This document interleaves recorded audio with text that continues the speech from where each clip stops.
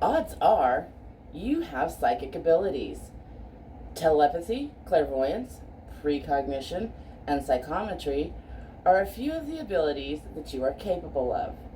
Additionally, you have access to the global consciousness or the Akashic record, which allows you the basic download of ancient information and ancient wisdom. Your higher power has instilled these abilities in you and is anxious for you to use them and put all of your power to use in ways that better mankind and society.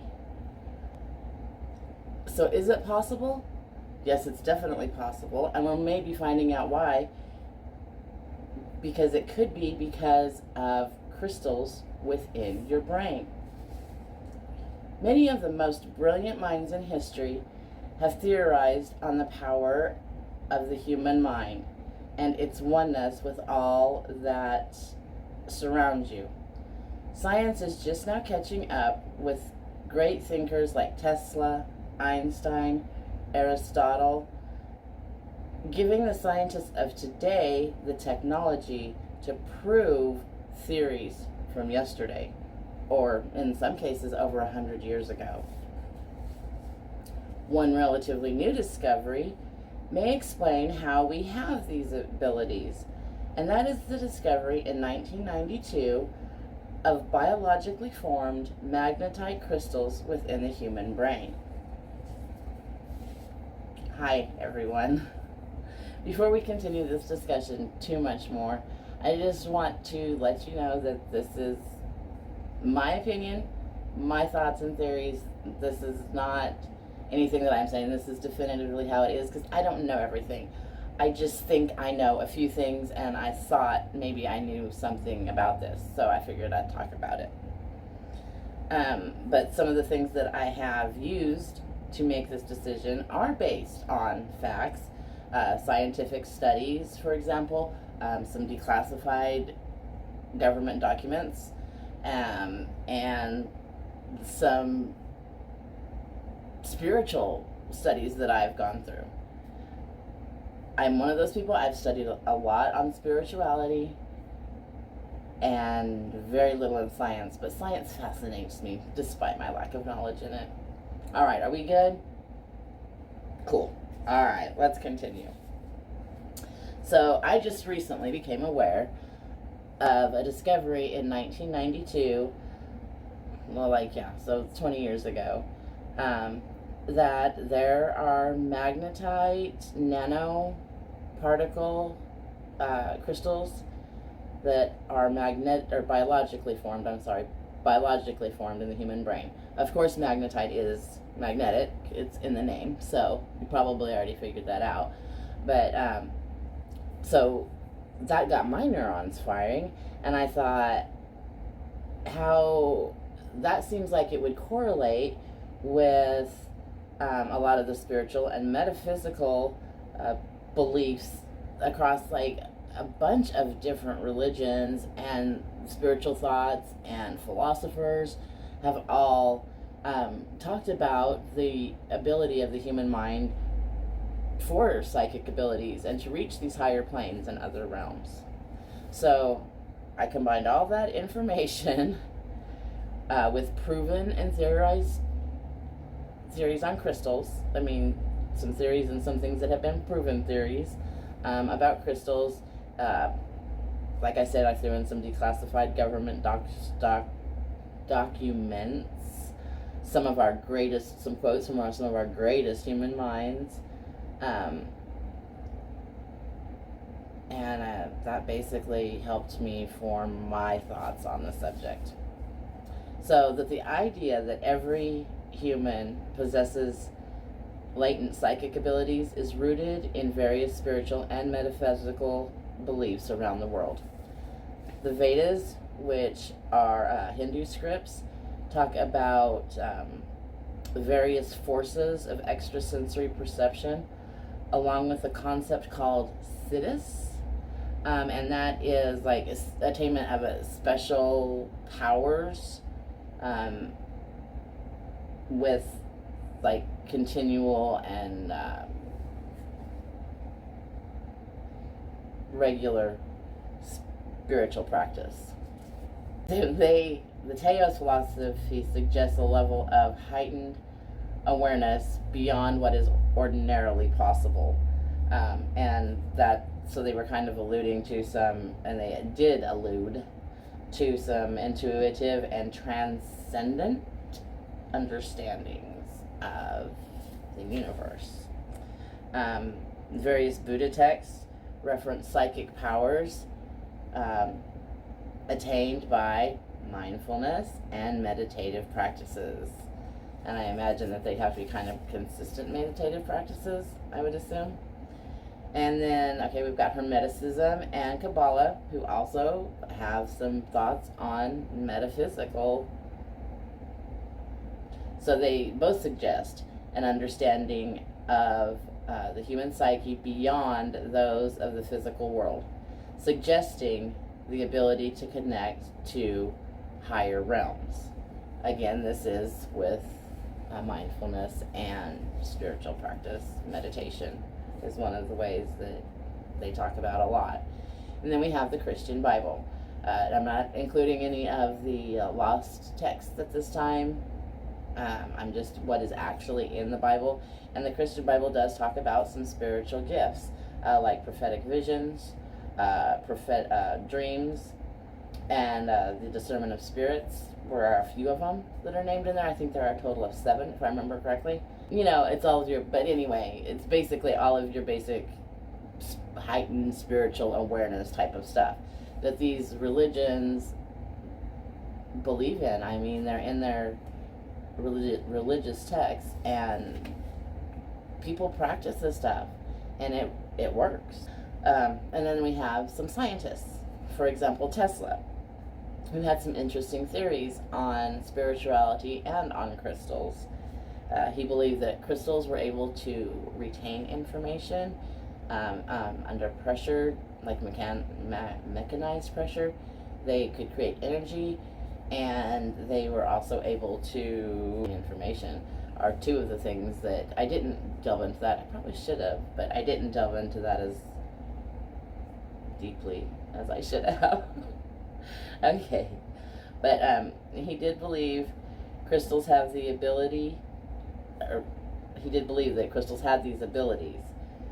So what I'm thinking is that perhaps that's why we can perform these psychic tasks, because of the crystals in our brains, and perhaps they're vibrating at frequencies to let us know things, or they're some of the studies that I watched and read on, like, you can do some serious messing with people's minds just like on frequency and magnetism. And I mean, it's kind of scary that, I mean, yeah, I know that in the articles and stuff that I'm reading that they're doing this research mostly for good, I'm sure, but you know, anything that's used for good, they're going to use it for evil. That's just the nature of the beast. Tesla also believed that crystals could like resonate with their own vibrations, and that they could also because they all vibrate at their own vibrational frequency, and he felt that this could have applications in energy as well as communication. Unfortunately, he was not able to use crystals in his development of energy. It just seemed like it became too costly, I think, was the main thing, because even under the immense amount of pressure, the crystals didn't put off enough energy to more than like Edison's DC current could, you know what I mean? And so he did not end up using them with electricity. He must have had some sort of metaphysical experience while working with those crystals, because he soon began making some strange statements in the press regarding spirits and spirituality and different things that definitely led people to believe that he believed in spirits and psychic abilities and metaphysical abilities. So much so, here's a quote that from him that I thought kind of summed up all of them, and it was, the day science begins to study non-physical phenomenon, it will make more progress in 1 decade than in all the previous centuries of its existence. Nikola Tesla. Like, so that, and I don't disagree with that. I think that that's actually probably pretty true. I think science does need to look at non-physical phenomenon a lot more than they do. I think they poo-poo it way too much. And I think that they're finding more and more ways as technology advances to prove, I guess, the theories and the experiences of millions of people and some of the greatest minds from our past. So I feel like maybe they should start listening a little bit more and start actually examining the non-physical world, because there is one. Another scientist who seemed to believe, who gave some quotes about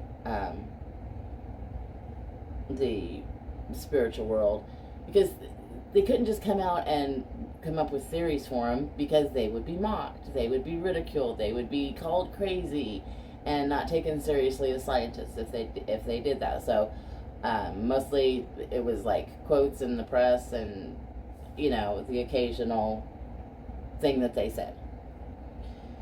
But Albert Einstein, who's considered one of the most brilliant minds of the 19th and 20th century, you probably know him best for his theory of relativity. He also had some interesting thoughts on the metaphysical. And what I'd like to do is just read you some quotes that he said, and we can kind of determine from there if you agree that it sounds like he believed in the metaphysical. Okay, the first quote is, reality is merely an illusion, albeit a very persistent one. I feel that on a lot of days. Okay, the next one is, the most beautiful thing we can experience is the mysterious. It is the source of all true art and science. And then the last one is, I want to know God's thoughts. The rest are just details. So these really led me to believe that Einstein also believed in the metaphysical world. I don't know if he believed in psychic abilities, because it doesn't expressly, and none of those things really gave me that impression. None of his quotes did, but they definitely gave me the impression that he believed in a metaphysical world. These quotes may lead one to believe that the Nobel Prize winning scientist believed in the metaphysical and subscribed to the spiritual. Speaking of subscribed, have you to this channel? Thanks. Many scientific studies are currently taking place that explain the results of some studies that the government did into mental abilities of human beings. Like, they used humans for experiments. These theories and studies include things like vibration, frequency, and light to affect changes within the brain. So what they did is they would come in and they would set a certain like vibration within the room, or have no vibration maybe, and then they would do like a frequency of, I don't know, we'll say frequency of 528 hertz, and they would do that frequency, and then they would like put the lights down to 10%, and you know, and they would of course meticulously notate what they were doing to get the results so that they could be duplicated. Well, what they found, and then they would give the participants some coordinates. Like, they would say, go to 50 north and 127 west. 50 degrees and 127 degrees, and I don't even know if those can actually be gone together because I'm not a mappy person. Geography's never been anything that interested me that much. I had other things that I liked. But anyway, I think that's how that goes, longitude and latitude. Anyway, so they remotely view, and then they start describing what they're seeing, and they'll say things like, I see a body of water with what looks like some mountains in the background. I feel like I'm surrounded by mountains. And they would go on to describe this. I see a little church on the hill, blah de blah de blah. There's a large structure right in front of me, and just that type of thing. And you can actually read more about the studies in these declassified documents. Annie Jacobson did a great job of going through so many different declassified documents and picking out the mental studies, and she was kind of asking questions about the efficacy of it as well. But it's her book. It's called The Pentagon's Brain by Annie Jacobson, and I'll link that below in case you want to buy it or any of the other books or things that I talk about on here. If you do purchase through that link, it helps the channel, which it needs help. But anyway, she describes some of these tests and stuff that the government did on people. Mostly it seemed like it was the CIA. It seemed like the CIA did a lot of them. And they did do this one that I read about, which was the remote viewing, which we were just talking about. And to summarize this, what they found is that given the parameters with which in the room was set, that everybody had the ability to remote view. Now, some people were better at it than others. I mean, not everybody saw the church, not everybody saw that the large structure in front of the one person was a bridge. Not everybody saw that they were surrounded by mountains, but almost everybody got the water and that there were mountains, and people got that. But there were those that could tell you about the church, and then the interviewer would be like, well, what's inside the church? And they could go inside the church and they could tell them what was in the church, and they did spy a lot on enemies of the U.S. government during wartime and looked for places to bomb, basically, where weapons and stuff were kept, so that they could, the U.S. could bomb those places and get rid of the people's weapons. Another thing that was really cool about the remote viewing is I watched a documentary. Well, I guess it was a news program.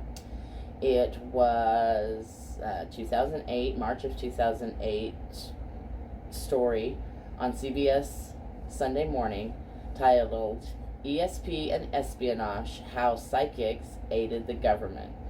And Erin Moriarty goes into much more detail about this, and she just did a fantastic job with the report. If you have a chance to watch it, I would highly recommend it. It definitely gave some interesting insights into the human mind, because it's a remarkable thing, and you're a remarkable person. That cited information, and then that cited information just got me thinking, along with some studies from, which I will cite below, some studies of magnets in the brain, and what they're theorizing that they're able to do. It's fascinating. They're coming up with more and more studies. I mean, it's a fairly new development, really, 20 years, right? And it's exciting that the technology is coming to a place now where it can start to actually explore the theories that some of these philosophers and scientists had from the past. But in the meantime, my mind is going, oh, so all those things can be possible because magnetite in the brain, which I guess is magnets. It's the same thing, right? Is it the same thing? No, because not all magnets are crystals. But all magnetite is magnetic. But not all magnets are crystals, so. Okay, so that just drew me to the questions that I have, like, are the crystalline structures that are growing in our brains a big player in how these psychic and metaphysical processes take place? Is that how psychics are able to communicate with the spirits? Is that how people are able to see the future? I mean, these are fascinating things that, I mean, if you know the past, you know the future, right? And these crystals that have been born to us from the dust we came, there's crystals in the dust. So I guess it's really kind of proving the Bible more, isn't it?